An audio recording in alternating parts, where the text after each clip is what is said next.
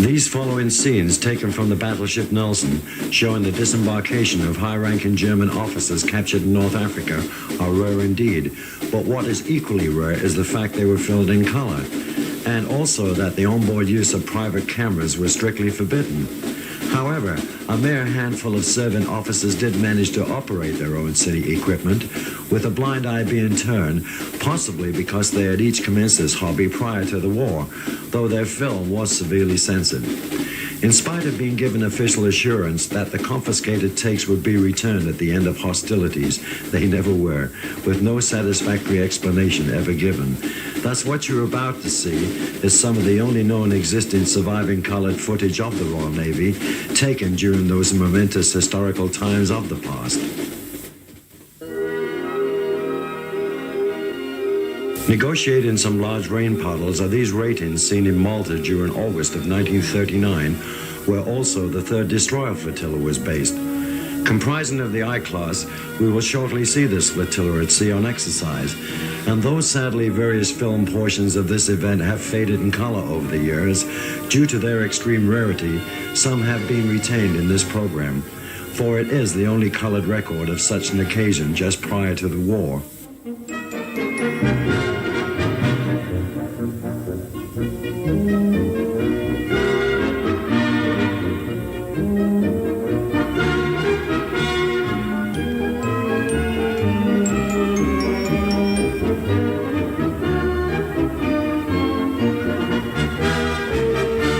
In 1939, the 1st Battle Squadron comprised of the Warspite, Barham, and Malaya, and engaged on yet another Mediterranean commission was the carrier Glorious, though early in the following year, because of the loss of HMS Courageous, she was detailed to reinforce the home fleet during the Norwegian campaign, being replaced by HMS Eagle. But for Glorious, this transfer would be catastrophic. However, our interest lies here with the 3rd Destroyer Flotilla, for we are about to witness what the camera recorded from the decks of HMS Ivanhoe on putting out to sea from the Grand Harbor for exercises.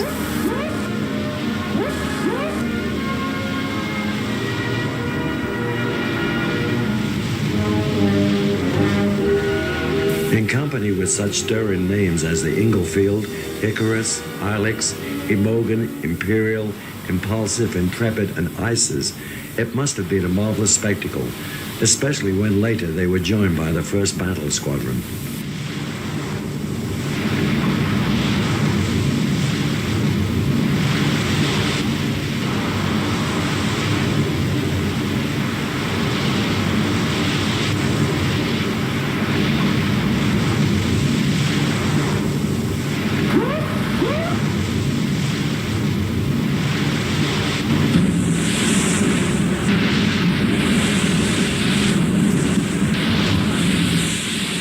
These destroyers had a top speed of about 36 knots, and it would appear at this point of the exercise this was probably being attained.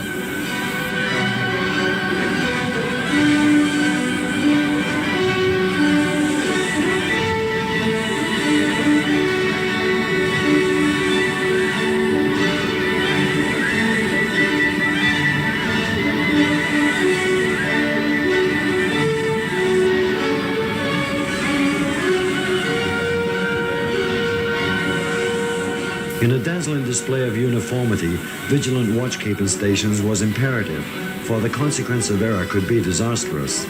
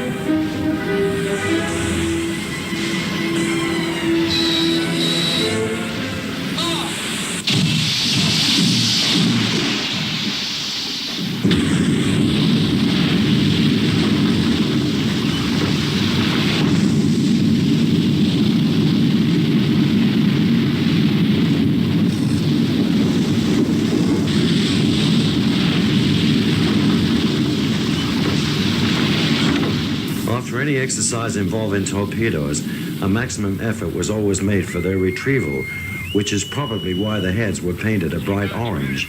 For to lose one, a ship was charged with a loss of over 1,200 pounds, being in those days a considerable sum of money, and great embarrassment for the TO.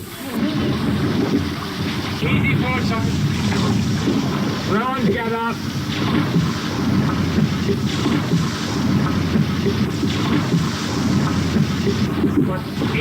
Get the anchor, go back.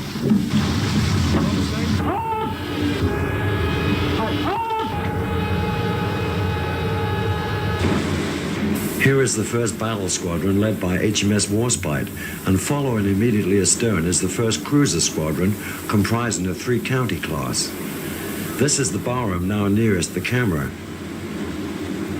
And once more we have a view of the Warspite, being flagship of the newly appointed C&C Sir Andrew Cunningham, who had relieved Sir Dudley Pound upon his promotion to that of First Sea Lord.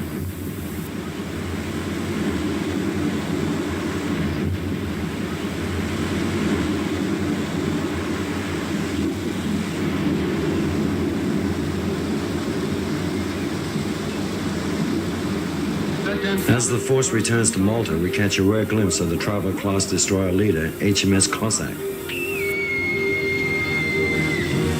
The 3rd Flotilla's stay in the Mediterranean was very brief, and almost immediately after the outbreak of war, it was sent via Gibraltar back to home waters, though these views of the Ark Royal and other units of the home fleet, seen here in its main harbour, must have been taken prior to 1939, for during that month, the fleet was now operating from its war station at Scapa Flow. Certainly as the crews took on stores for their journey home, they were not to know just how long and hard would be that bitter struggle which now awaited them, and many would never live to experience again the warm temperate climates of the Mediterranean. Indeed, of these 9 I-class destroyers, only 3 would survive the war. Yet such losses were not untypical of all the pre-war built destroyer groups. However, as they headed north across the Bay of Biscay, the crews began to experience the first cold winds of war.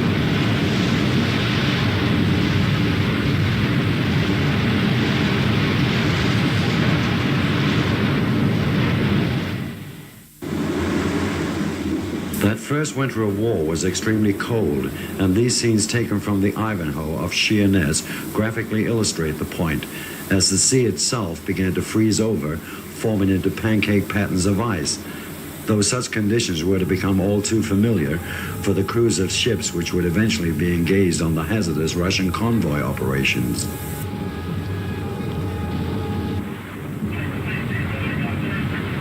In the North Sea, the destroyer closes and lends assistance to the lake-class trawler HMS Windermere, which had incurred some damage through an enemy air attack shortly after her completion at Smith's Dock in Middlesbrough.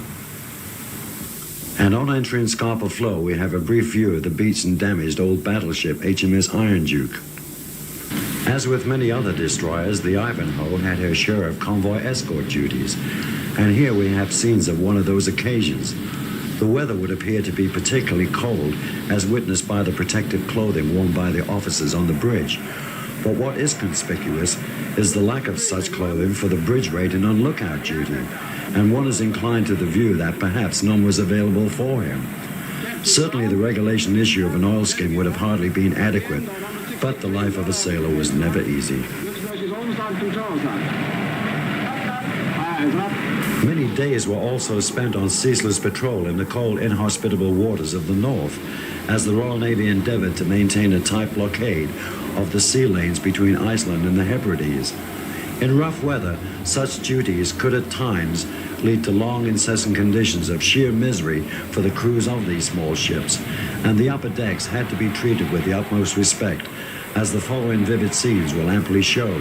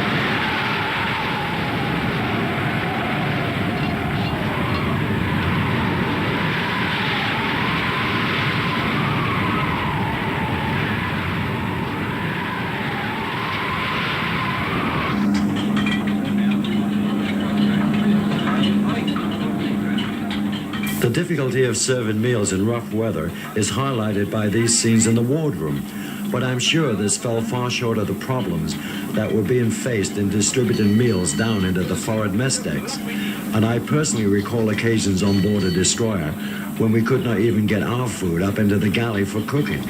And raw potatoes are not particularly pleasant to eat, but they were preferable to the issue of a puss's ship's biscuit.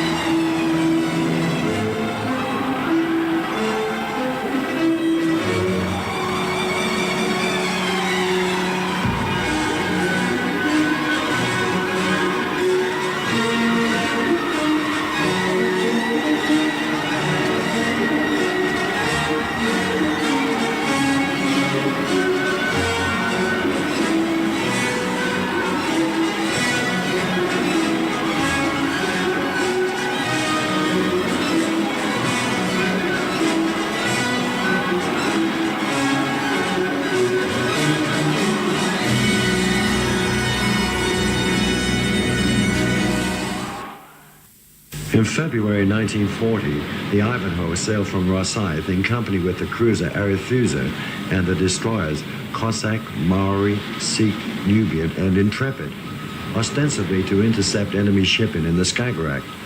But a diversion occurred upon receiving a report that the German supply ship Altmark had been sighted off Trondheim. Believed to be carrying British prisoners transferred from the Graf's Bay, Captain D, who was Philip Vine on the Cossack, was ordered to find her and take all necessary action. Dividing his force into two groups, she was finally located by that consisting of the Arethusa, Intrepid, and Ivanhoe, whereupon she immediately sought refuge in Yosin Fjord. Due to the political implications of this territorial location, the Ivanhoe only skirted the Altmark and remained standing by until the arrival of Captain D, who, because of this now sensitive political situation, made direct contact with the First Lord of the Admiralty, who at the time was Winston Churchill.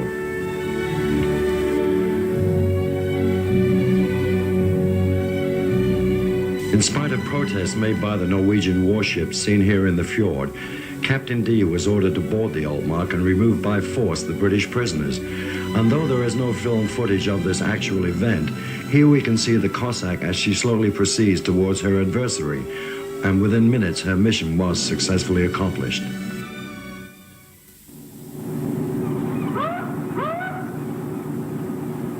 Some 2 months later, the Ivanhoe was again back in Norwegian waters, and these scenes were taken on board her in Skelfjord after the Second Battle of Narvik, where some of the damaged British destroyers could be found resting at anchor. 2 of them, the Eskimo and the ill-fated Punjabi, are captured here on film. Close by in the village of Ballinger, it was learnt that many survivors from the destroyer Hardy were located there, having been cared for by some of the local population since losing their ship at the First Battle of Narvik some days previously. After sending an armed party ashore, the Ivanhoe quickly organized the ferry service to evacuate the naval personnel, together with some merchant seamen and a number of Norwegians. To alleviate the overcrowding, some of the wounded would eventually be transferred to the battleship Warspite and others to the destroyer Hero. However, Captain Warburton Lee of the Hardy, who had posthumously been awarded a VC, would forever remain in this distant land along with a further 19 crew members. But HMS Hunter, another ship of this gallant second destroyer flotilla, sustained even greater casualties. For after being badly hit by enemy gunfire, she foundered and went under within 60 seconds, with a loss of 6 officers and 104 ratings.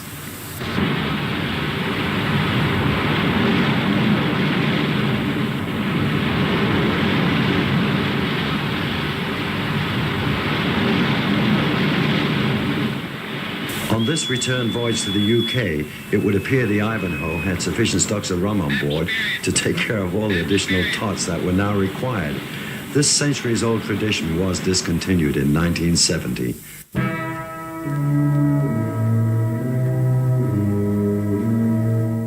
The Ivanhoe's affair with the Norwegian campaign was not yet over, and within days of her return to the UK, she was part of a reinforcement group operating in the Aldersney, Trondheim area, from which these few brief surviving battle scenes were filmed.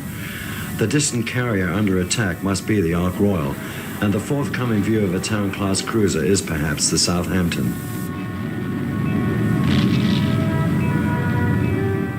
The following month, she played no small part in the evacuation of Dunkirk, and one of her sad duties was to sink by gunfire the heavily damaged and disabled destroyer Grafton. But she herself was damaged by aircraft only 2 days later, and after repairs it was back to the monotonous, ceaseless patrols in northern waters, where on this occasion she is seen actively engaged in deploying her depth charges.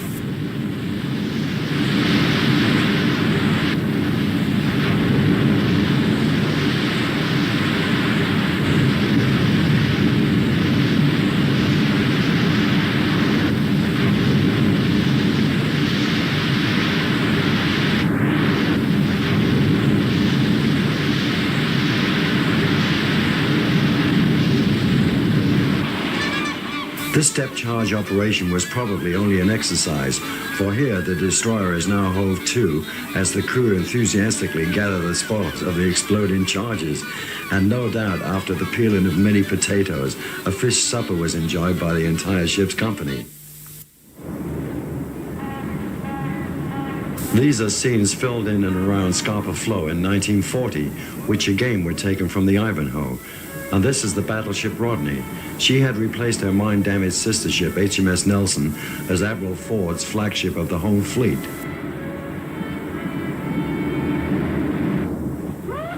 Seen here in the background is the destroyer depot ship HMS Woolwich.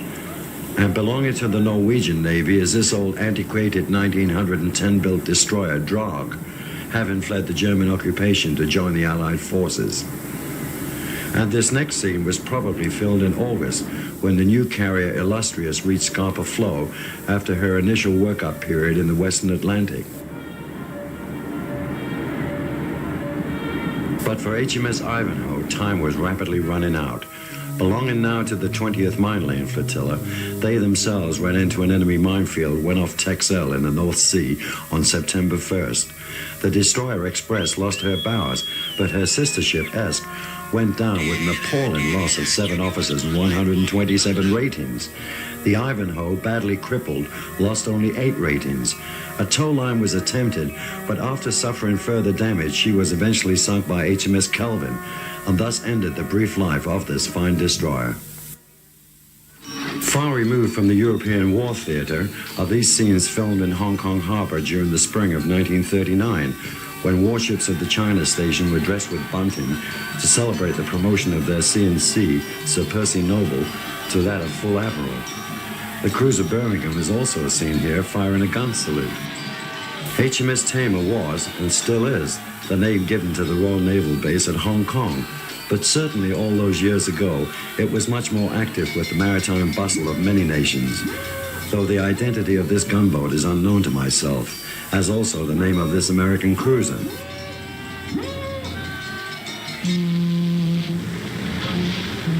Passenger liners made frequent visits, and such ships belonging to the Blue Funnel and P&O lines all maintained a regular service with the United Kingdom.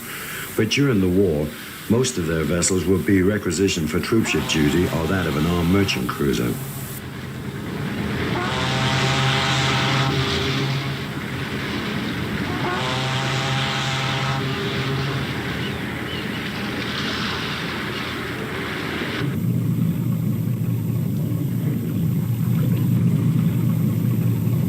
Based at Hong Kong were these craft of the 2nd Motor Torpedo Boat Flotilla. The size of this force numbered 8 boats, but during the Japanese attack in December of 1941, 1 was destroyed by fire and 2 were sunk in action with invading landing craft. The remaining 5 boats were all scuttled on December 26th, which must have been a heartbreaking decision for the flotilla's CO, Lieutenant Commander Clark, and one can only imagine the horrors of Japanese internment which then awaited the crews.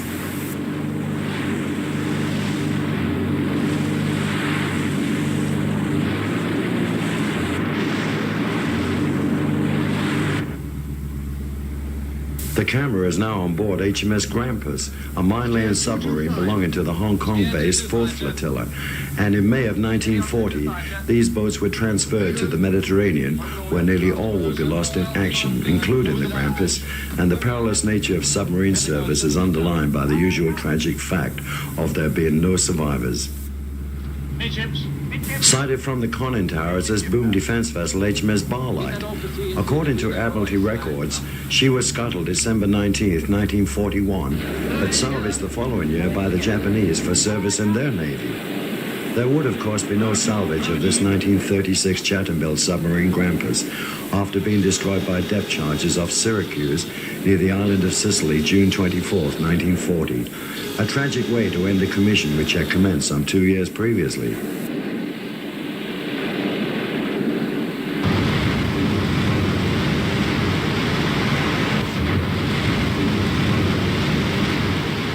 HMS Kent, seen here thrusting her bows into some heavy wave-capped seas in the Indian Ocean, was the peacetime flagship of the China Station, and these few brief scenes filmed during the summer of 1940 portray her last troop convoy assignment in these waters, as she provides a fast escort for the liners Queen Mary, Aquitania, and Mauretania on a voyage from Durban to Trincomalee.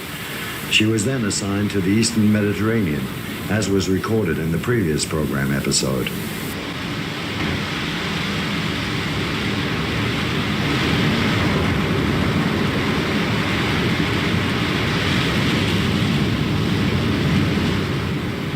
It is not too difficult to imagine the problems one would experience in trying to hold the film camera steady by hand as the ship pitches and rolls in these heavy seas, and gaining good vantage positions must at times be quite precarious.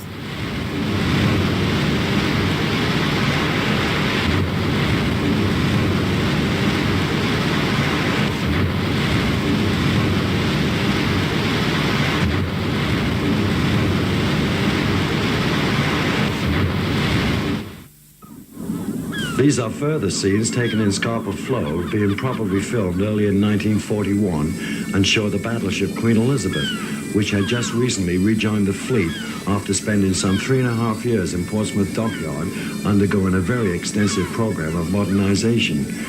During the month of May, she would join Admiral Cunningham in the Eastern Mediterranean.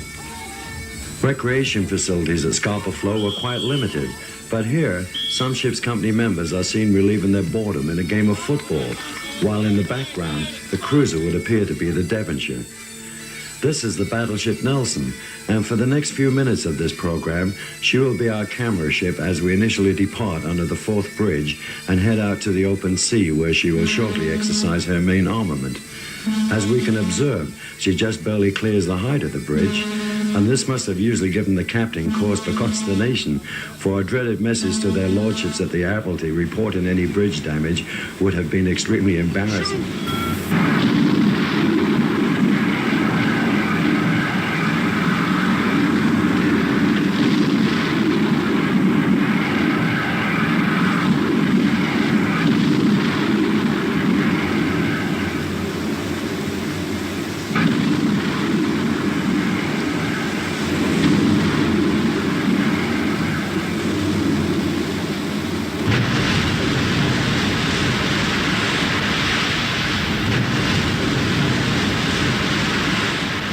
In company with the Rodney and an aircraft carrier believed to be the Victorious, the Nelson experiences some heavy seas in the bleak waters of the far north. Shortly before this event, in the same area, the whereabouts of the German warships Scharnhorst and Gneisenau was given cause for concern after quickly disappearing when only a brief fleeting glimpse had been obtained in the dawn twilight by the cruiser Naiad.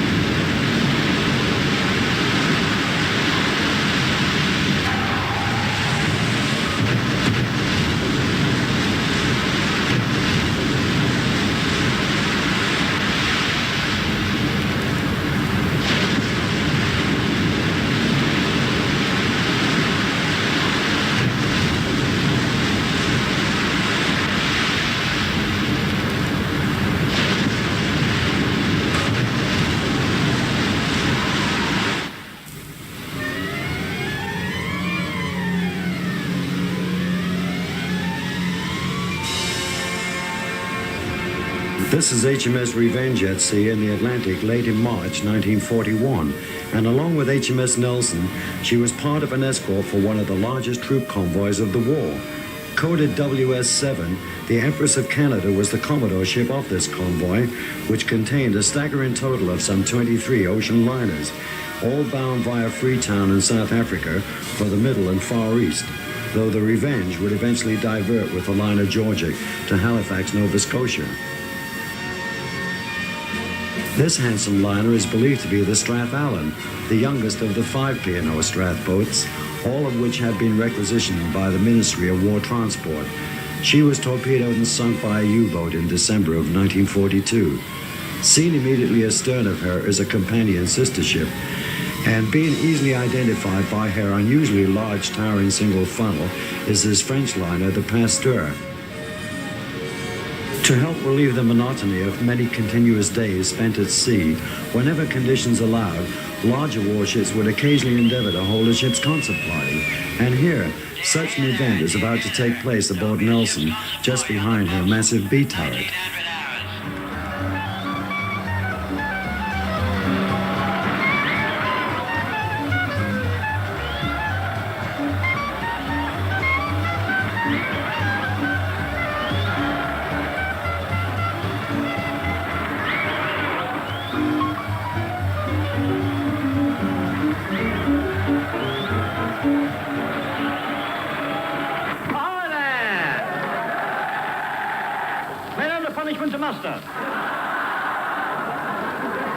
Men with blunt razors to plaster, but the wren shook her head when I asked it. Off the port side is G-38, the new destroyer Nizam. Like most of the N-class, she served in the Royal Australian Navy throughout the war, but only one of this group, the Nestor, became a war loss.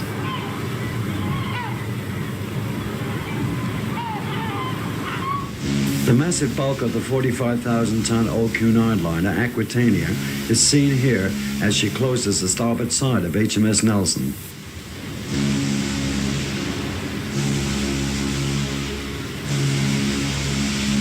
This legendary ship of 2 world wars had a troop carrying capacity of some 8,000 servicemen, whose morale was being lifted here as she came alongside the equally famous battleship.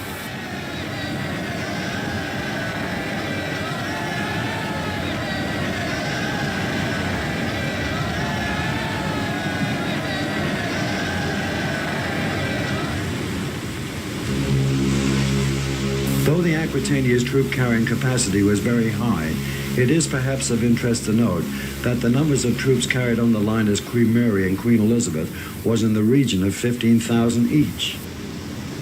Belonging to the Orient Line, this is probably the Arcades, followed by an all but too brief view of what appears to be a Union castle boat, as we now take a final look at the departing battleship Revenge. She did survive the war and was broken up at Emigrated in 1948. As the convoy headed further south, a crossing of the line ceremony was held on board the Nelson, and what must surely underline the large numbers of HOs that must have been present in the ship's company, the court of King Neptune issued an amazing total of some 1,300 summonses for the court sessions, which was held during the forenoon of Wednesday, the 9th of April, 1941.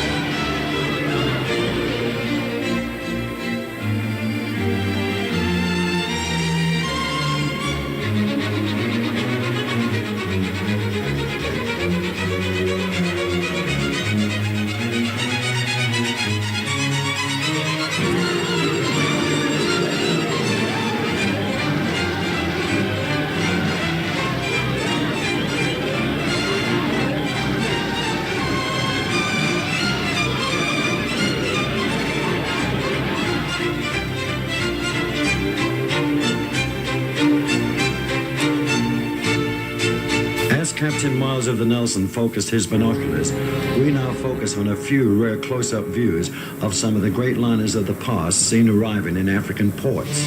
And though a few are identifiable by their names, others can only be a calculated guess on my own part, such as this vessel, which is possibly the P&O Malaya, or the Mule 10, the former in which I spent an interesting voyage to Australia and back.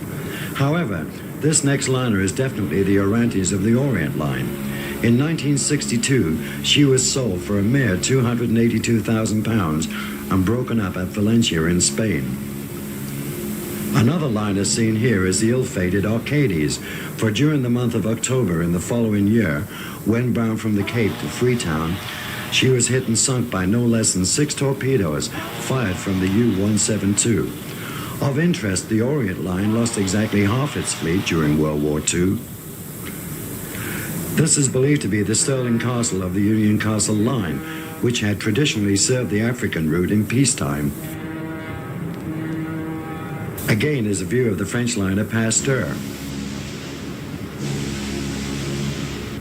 She must have had the tallest funnel ever, and probably her siren was of equal proportion.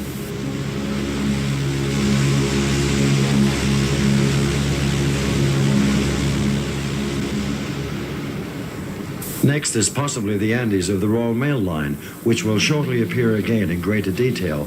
But here the crew of HMS Nelson give a lusty cheer to the Strathmore as she is about to pass slowly abreast. And as the stern slips by the camera, a short, important rear view is revealed of the cruiser Dunedin, for within just a few short months of this scene being filmed, she was torpedoed and sunk with very heavy loss of life when on solitary patrol in the vast reaches of the South Atlantic. Belonging to the Furnace Line, this is the Queen of Bermuda, a ship to which I received my first naval draft for passage to HMS TERROR at Singapore. Again, this is the Andes, Holland and Wolff built in 1939.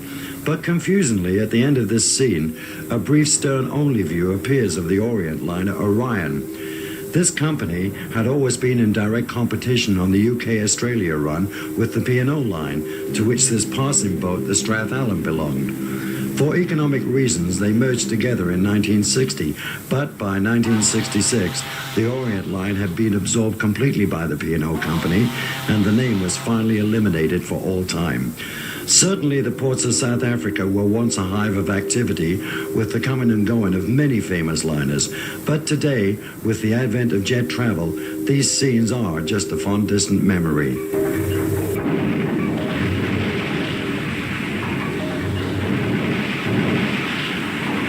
Here the Nelson drops anchor at the port of Freetown, and though some crew members would take the opportunity of a final run ashore before returning to the bleak waters of Scapa Flow early in June, the port was not as popular when compared with their stay at Durban and Cape Town, for there the warmth and hospitality of those two South African ports have been considerable. And this no doubt played a large part in the decision of many Royal Naval personnel to permanently reside there in the early post-war years.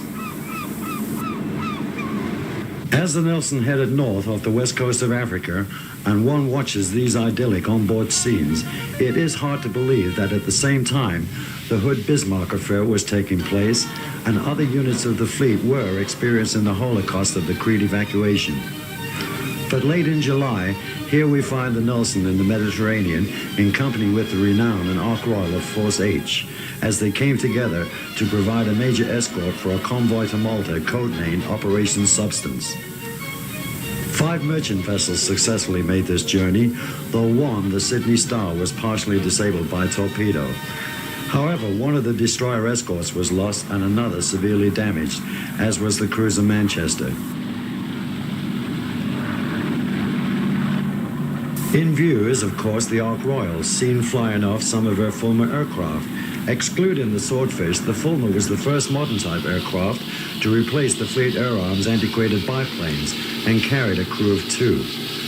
Here the Renown signals to HMS Nelson as she passes on the starboard beam, and immediately after this view of the convoy, I will try to identify some of the other warships captured on film, which by an incredible coincidence all subsequently became a war loss. Belonging to the Dido class, this is HMS Hermione, and she would be sunk in June of the following year by the U-205. This Hun-class destroyer, HMS Erridge, became a constructive total loss when torpedoed in August of 1942, and veteran of the Second Battle of Narvik was HMS Firedrake. Severely damaged in this convoy, she repaired in America, only to be later lost in the North Atlantic with 168 crew members. Off the port bow of Ark Royal, a brief view is about to be seen of the ill-fated cruiser Edinburgh. Both these ships each endured barely 4 years of service, and shortly after this next scene of HMS Fearless was filmed, she was hit by an aircraft torpedo. Heavily on fire, she was then abandoned and subsequently sunk by HMS Forester, and 1 officer and 24 ratings had lost their lives.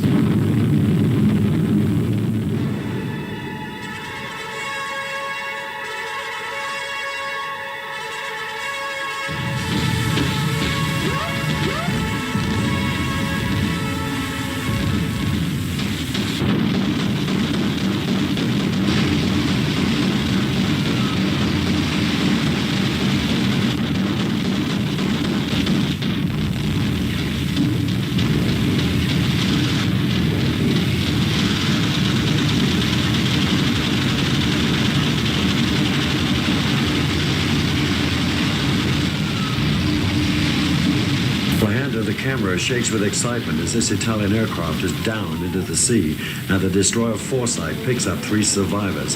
Sadly, those few scenes are all that survive the heavy hand of some individual censor. Totally unnecessary, for those cut-out takes have now been lost forever, unless, of course, they were misappropriated to some unknown place.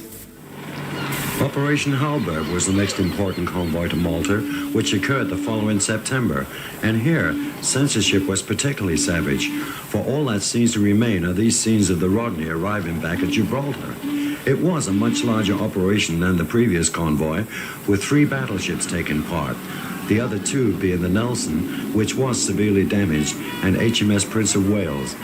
Being that a few people were particularly paranoid about this time of any views of KG-5 class battleships appearing on film, that, plus the Nelson's battle damage, was probable sufficient reason for this particular censor to confiscate all the convoy sequences, thus denying our naval heritage of much important historical film.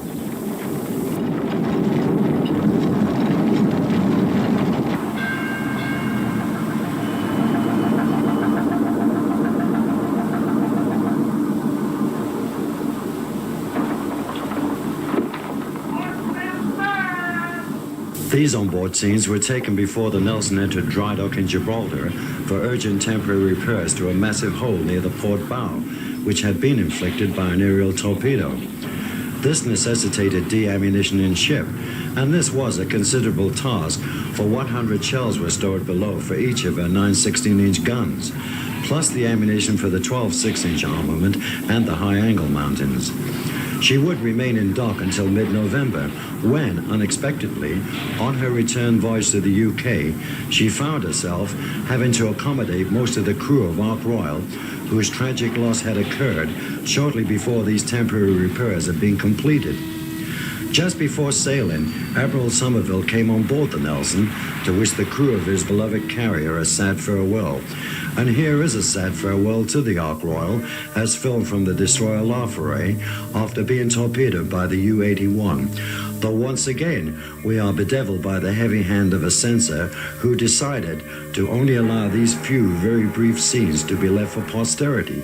How foolishly sad. Flagship signal in touch. Keep German. Keep your eye on the flagship. The Laforet was a new destroyer which had only been in commission some 3 months, and for the next part of this program, she also now becomes our camera ship, with the about-to-follow scenes showing her closing the carrier Illustrious as she transfers for medical treatment a badly injured stoker from her engine room. Special sea duty men, close up! We're wrapping blackfish surrounding each and away. Come on. Away, Seagull's crew! Away, Seagull's crew! HMS Laforet was the destroyer leader of the 19th Flotilla, and though it was not unusual for a leader to carry a ship's doctor along with Captain D, the surgical facilities available on board a destroyer were quite limited. Obviously, this was one of the hazards for all crew members of small ships, for it was frequently not always possible to get sophisticated medical help from a larger warship for the seriously wounded cases. Thus, their lives were in greater jeopardy.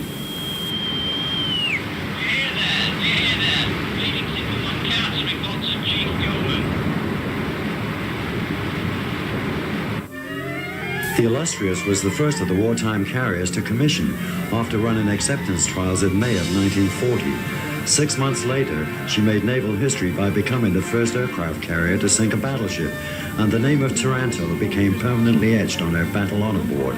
Later, she would be severely damaged by German Stuka dive bombers, and it is after this was repaired at Norfolk, Virginia, that we now see her in April of 1942 as she was about to take part in Operation Ironclad.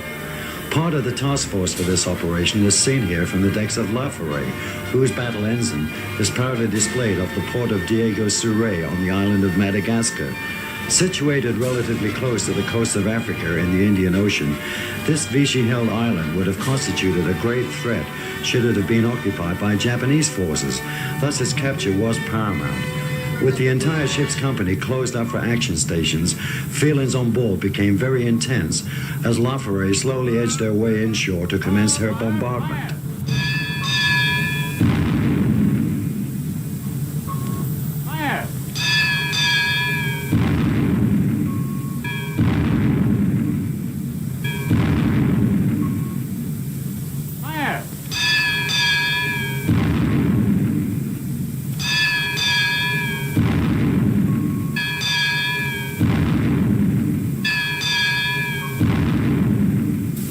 resistance had been encountered ashore, which was finally overcome by infantry and commando units plus a brigade of Royal Marines, though some months would elapse before this very large island was completely occupied.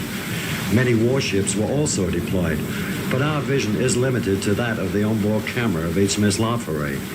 In Courier Bay, the Navy lost the Flower-class corvette Auricula by mine, and the battleship Ramillies was badly damaged by one of 2 Japanese midget submarines operating in the area. Certainly it was a large combined operation, but being so far removed from the UK, it did have its logistics problems, as did Captain D have his own problems of recuperation after spending many responsible hours on the bridge. With the Laforet had been a sister ship, HMS Lightning, and as they lay alongside each other after the successful conclusion of their operation, Captain Hutton, in the role of Captain D, addressed the entire ship's company of both destroyers. Be proud of it and do your job. On you depends... The Lightning would be sunk only 9 months later by an E-boat in the Mediterranean, with 170 of her crew being rescued. But the ultimate fate of Laforet would be of a far greater tragic consequence, though Captain Hutton did survive the war and was later to command the aircraft carrier HMS Triumph. He retired a Rear Admiral and died in the year of 1973. With the illustrious, the carrier Indomitable had also taken part in Operation Ironclad, and in June they sailed east to Colombo, as did the Laforet. However, another carrier, the Formidable, was also in this area, and with no film documentation of this refueling scene, the identity of this carrier is uncertain, but from her appearance, my guess would be the Indomitable.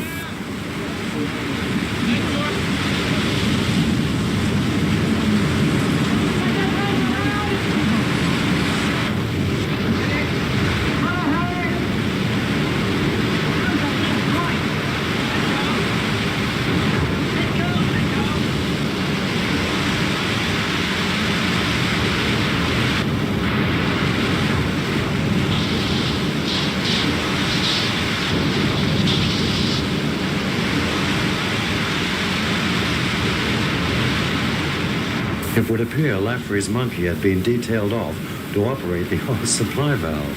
Ship's pets are an understandable trait of human nature, but one cannot help but feel sad for these likable creatures when, with no understanding, they suddenly find themselves on a rapidly sinking ship. And when Laforet's time came, she was to go down in barely 3 minutes.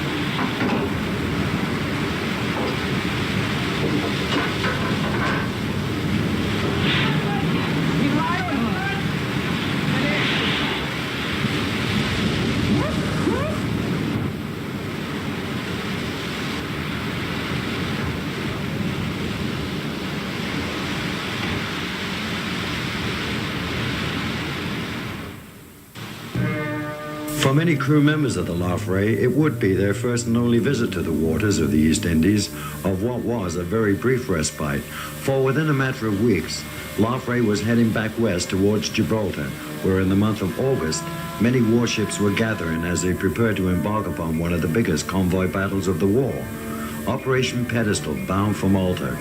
And here my problems begin in just wondering how to present this event. For although this aircraft carrier is definitely the Furious, being followed by a view of what probably is the Victorious, the previous scenes of a colony-class cruiser, I can only guess by virtue of appearance to have been the Kenya, for again, no film documentation is available. Thus, the identity of some warships can only be pure conjecture. However, naval buffs should immediately recognize forthcoming views of the Rodney, Manchester, Cairo, Argus, etc. Also destroyers with visible pennant numbers, such as G55 seen here, identifying her as HMS Lightning. Sadly, some ships will not be seen, because this available colored footage was filmed only from the decks of the Laforet and the battleship Nelson, being in turn grievously cut by censorship, again. So obviously this program section cannot be regarded as a definitive account of Operation Pedestal, and is only intended as a visual display of the various scenes that were captured on film, such as the weather-beaten bows of the destroyer Eskimo we have just seen, closing the Nelson for a line message. The Eskimo was only one of some 30 destroyers taking part in the convoy's complete overall deployment, of which HMS Foresight became the only destroyer lost. The heavy units comprised of the battleships Nelson and Rodney and 5 aircraft carriers, though the Argus would play only a partial role. 7 cruisers were also allocated, 2 of which, the Cairo and Manchester, would be lost, while the Nigeria and Kenya were heavily damaged. The remaining 3, Sirius, Cribitus, and Phoebe, came through comparatively unscathed, as also did this Tribal-class destroyer, HMS Ashanti, the leader of the 6th Flotilla.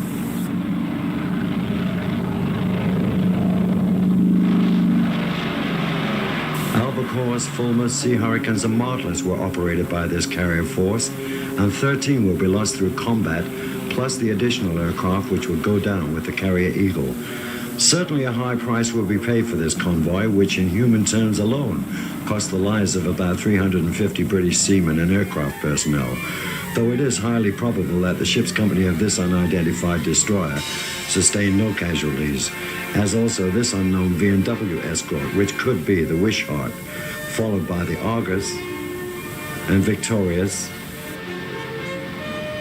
and the Indomitable, the battleship Nelson, and the colorful Furious. Seen from the Laforet is this fine view of the battleship Rodney with the Furious trailing astern, and here is the Hunt-class destroyer Zetland about to close HMS Nelson.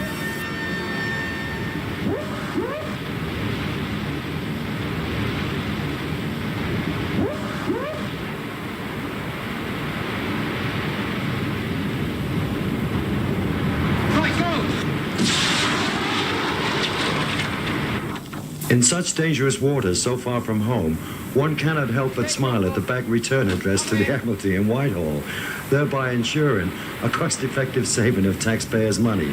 Though at the time, I'm sure this was far from the minds of the ship's company members of the warships which appear on this Admiralty mailbag of Sirius, Phoebe, Intrepid, Icarus, and the ill-fated Foresight.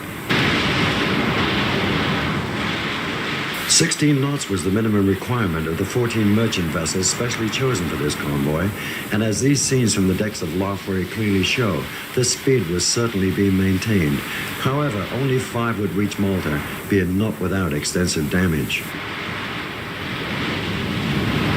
The crews are about to close up for first-degree readiness, and anti-flash gear will be seen worn aboard the battleship Nelson in anticipation of an enemy attack. They would not be kept waiting too long. Sound-off action, followed by the double.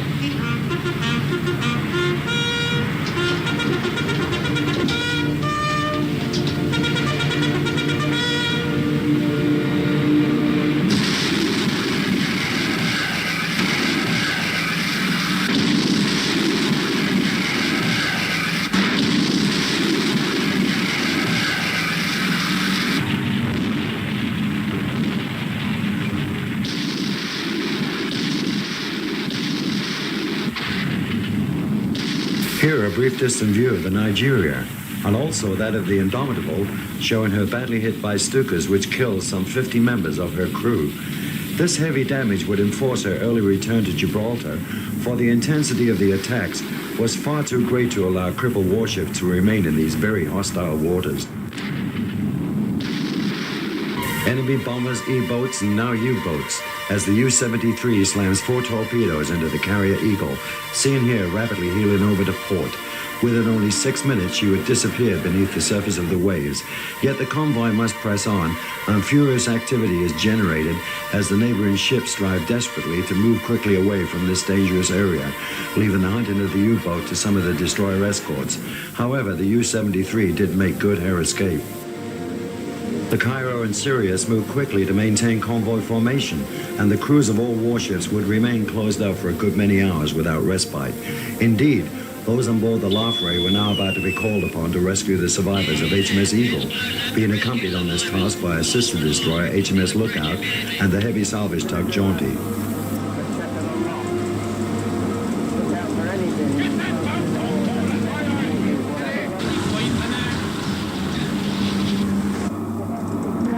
Too much time on this, another boat full of us yet, mind. And what wreckage over here? Are you sure? Someone else in the water. No. Not anybody. No. Can you get hold of that float? No. In the sequences you are about to witness, it would appear that some crew members of the Eagle had already crossed the bar before they were taken on board the Lafray, and as shipmates tried desperately to resuscitate them, these following scenes become extremely poignant as they bring into sharp focus the true horror of war and positively outline that sudden tragic death was ever present for great numbers of very young people. Take it easy. Come back!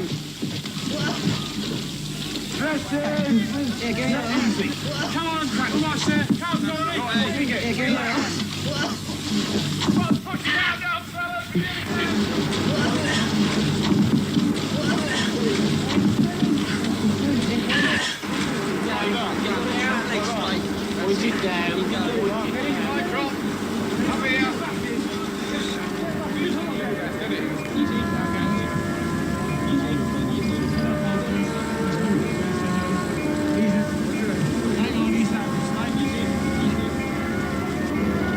Being placed into hammocks, the Lafray quickly buried the dead, and without any great formality of service, sped rapidly away from the area.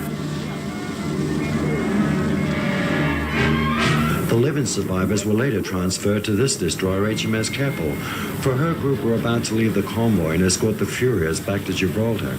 It is startling to realize that the Keppel was the escort leader for the infamous PQ-17 convoy to Russia, which had taken place in cold Arctic waters only the previous month.